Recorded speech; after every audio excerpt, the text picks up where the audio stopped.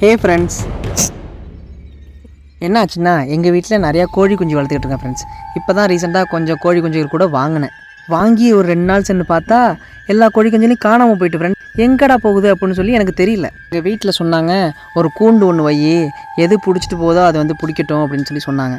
அதே மாதிரி நானும் ஒரு கூண்டை வச்சுட்டேன் ஃப்ரெண்ட்ஸ், சாப்பாட்டுக்கு ஒரு தேங்காய் மாதிரி. பார்த்தா அடுத்த நாள் காலையில் வந்து பார்க்குறேன் மாட்டிக்கிட்டு.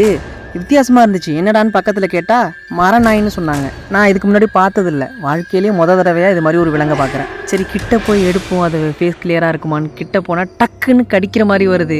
நான் டக்குன்னு பயந்துட்டேன். அப்புறம் பக்கத்தில் கேட்டேன், இது எப்படி சாப்பிடும், என்ன பண்ணும் அப்படின்னு சொல்லி கேட்டேன். இது வந்து ஒரு அனைத்துண்ணி, எல்லாத்தையும் சாப்பிடும், பார்க்க நாய் மாதிரி இருக்கும்.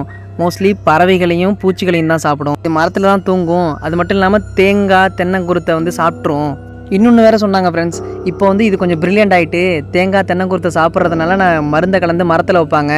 ஆனால் அந்த சாப்பாடை இப்போ மரத்தில் உள்ளதையும் திங்கிறதில்ல அப்படின்னு சொல்லி. இது நைட்டில் தான் வேட்டையாடுமா. அதனால தான் என் கோழி குஞ்செல்லாம் நைட் நேரத்தில் காணாமல் போயிருக்கு.